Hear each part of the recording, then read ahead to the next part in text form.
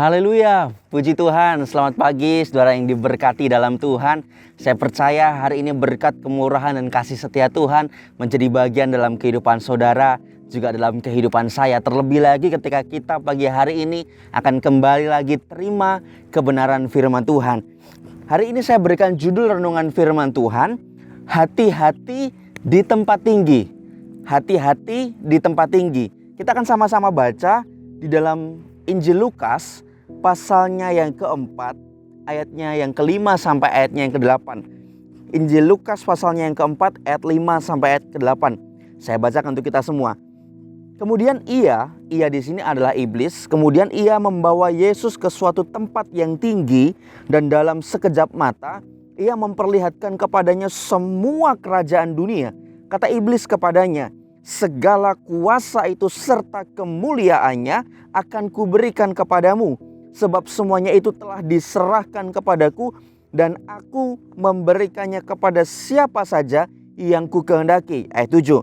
Jadi jikalau engkau menyembah aku, seluruhnya itu akan menjadi milikmu.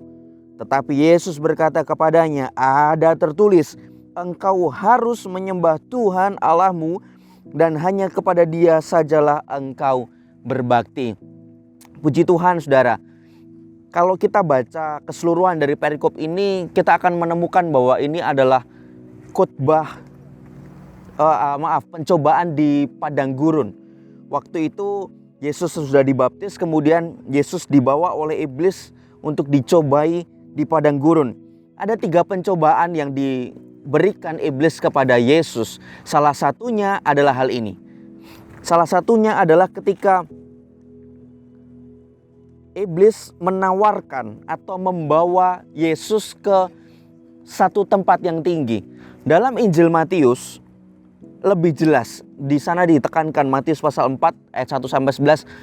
Kalau saudara baca di sana lebih jelas bahwa yang dimaksud tempat tinggi ini adalah tebing. Dan saya hari ini ada di depan tebing yang cukup tinggi. Nah, Yesus pada waktu itu dibawa oleh iblis ke tempat yang tinggi.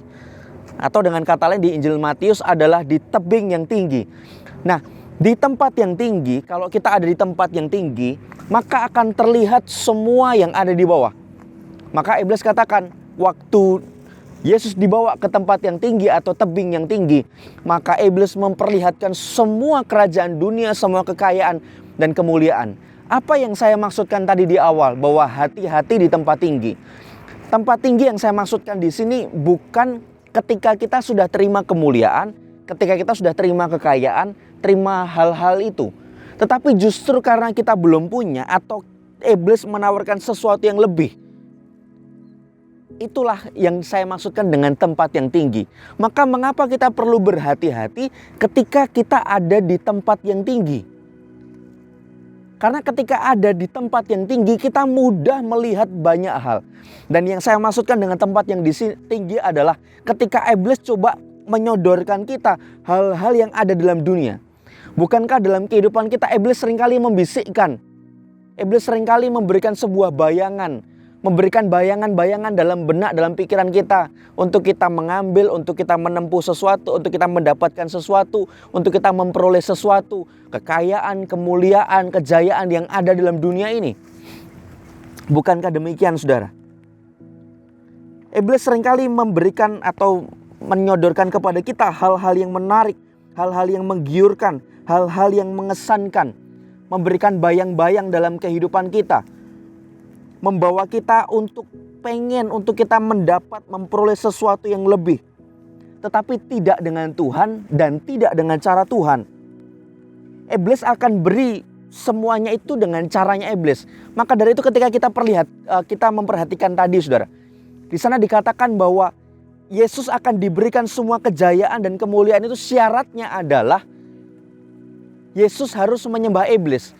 Maka berkat yang disodorkan, yang diberikan oleh iblis kepada Yesus, itu semua akan didapatkan oleh Yesus, tapi dengan cara yang salah.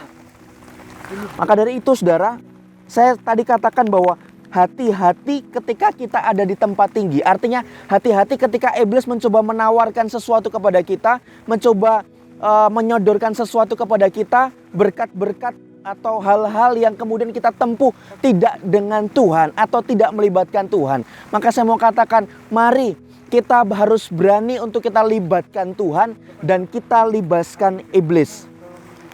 Satu bagian dari kebenaran firman Tuhan, saudara, dalam Kejadian pasal 3, kalau kita cermati di sana, iblis pun mencoba untuk membujuk, iblis pun mencoba untuk menggoda Hawa, dan akhirnya Hawa jatuh dalam dosa. Hati-hati, sebab karena iblis itu berusaha untuk memutarbalikkan fakta, memutarbalikkan firman Tuhan, dengan tujuan supaya kita jatuh, dengan tujuan supaya kita lemah, dengan tujuan supaya kita tidak lagi mengandalkan Tuhan dan tidak lagi memberikan penyembahan kepada Tuhan. Apa yang dikatakan iblis? Seharusnya perintah Allah adalah ketika engkau makan buah ini, engkau akan mati. Itu kata firman Tuhan. Tetapi apa yang kata iblis katakan kepada Hawa? Kalau engkau ambil buah ini, engkau tidak akan pernah mati. Tetapi engkau akan menjadi seperti Allah, tahu apa yang baik, apa yang jahat. Artinya apa, saudara? Ketika kita ada di tempat yang tinggi, artinya iblis mencoba membawa kita untuk kita bisa melihat apapun yang ada dalam dunia ini. Sehingga iblis menawarkan sesuatu yang tanpa Tuhan, yang tidak melibatkan Tuhan, yang dengan cara yang salah. Kita perlu berhati-hati di sini. Sebab firman Tuhan berkata bahwa hati-hati, keangkuhan hidup, keinginan mata, keinginan daging itu tidak berasal dari Bapa. Maka dari itu kita perlu berhati-hati, saudara, supaya apapun yang coba dibisikkan iblis, seringkali hal-hal sederhana itu ditawarkan kepada kita. Jam-jam ibadah apa yang iblis katakan? Iblis mencoba membawa kita di tempat yang tinggi. Iblis lihat, lah kan ini jamnya buka toko. Lumayan lah kalau misalkan kita ke gereja. Misalkan iblis bisikkan, kalau kamu ke gereja, kamu akan kehilangan 10 pelanggan, kan lumayan. Kalau kamu ke gereja, kamu kehilangan 15 pelanggan. Kamu kehilangan pelanggan setia, kan lumayan, kamu nanti tidak dapat uang. Waktu kita jam-jam persekutuan, jam-jam rayon, jam-jam doa, iblis coba bisikkan, aduh nanti kamu capek, nanti kamu kehujanan. Luar biasa di sini hujan sekarang ini, saudara. Ini lumayan pedes juga ini matanya. Tapi saya bersyukur, saudara. Ini luar biasa. Tim multimedia luar biasa, meskipun hujan tetap lanjut rekaman ini. Dan saya seringkali iblis sodorkan seperti itu. Sudahlah, tidak usah melayani, tidak usah ibadah, tidak usah doa. Puji Tuhan, makin terang. Tidak usah doa, tidak usah ibadah. Kan nanti capek, nanti kan seharusnya waktunya untuk tidur dan lain sebagainya. Nggak usah pelayanan. Waktu mungkin kita jamnya baca Alkitab, jamnya saat teduh di rumah.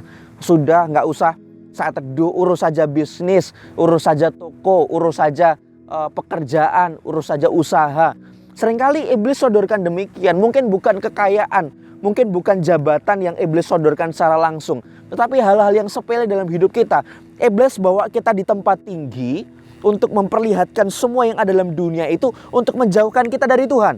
Tadi di sana katakan bahwa iblis menyodorkan semua kejayaan, kekayaan, dan kemuliaan. Tujuannya adalah apa?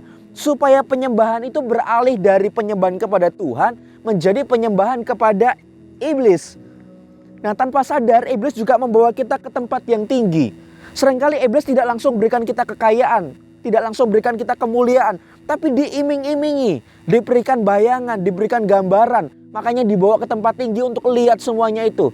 Seringkali iblis bawa kita untuk melihat, loh yang itu diberkati Tuhan, padahal dia nggak setia sama Tuhan. Kamu yang pelayanan berulang-ulang berhari-hari, tapi kamu tidak diberkati Tuhan. Iblis seringkali berikan bisikan bayangan-bayangan yang seperti itu dalam kehidupan kita. Tujuannya adalah supaya menggeser penyembahan kita yang tadinya kepada Allah menjadi penyembahan kepada iblis, atau bahkan tidak menyembah siapapun, atau mendegradasi atau mengurangi penyembahan kita kepada Tuhan.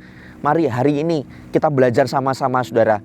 Hati-hati ketika kita ada di tempat yang tinggi.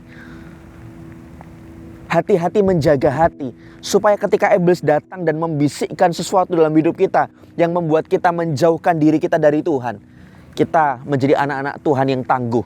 Kita tidak mudah tergoda, apapun sehebat, sebaik kekayaan, kejayaan, kemuliaan apapun yang disodorkan kepada iblis, kita mau tetap katakan, saya mau andalkan Tuhan, saya mau hanya menyembah Tuhan. Berkat bukan yang saya kejar, Yang saya kejar adalah penyembahan kepada Tuhan. Karena berkat itu akan mengikuti sesuai dengan apa yang Tuhan mau, sesuai dengan kehendak Tuhan dalam kehidupan kita. Berkat hanya berhenti sementara. Kalau kita baca teruskan ayat tadi bahwa keangkuhan hidup, keinginan mata, keinginan daging itu tidak berasal dari Allah. Mengapa saudara? Karena semuanya itu akan lenyap.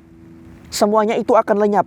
Tetapi orang yang hidup bersama-sama dengan Allah, itu akan tinggal bersama dengan Allah selama-lamanya. Saudara bisa baca itu dalam 1 Yohanes pasal 2 ayat 16 dan 17.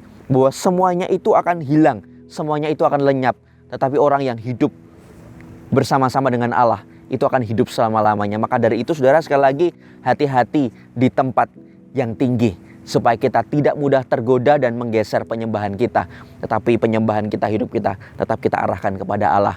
Selamat pagi, Tuhan Yesus memberkati kita semua. Haleluya.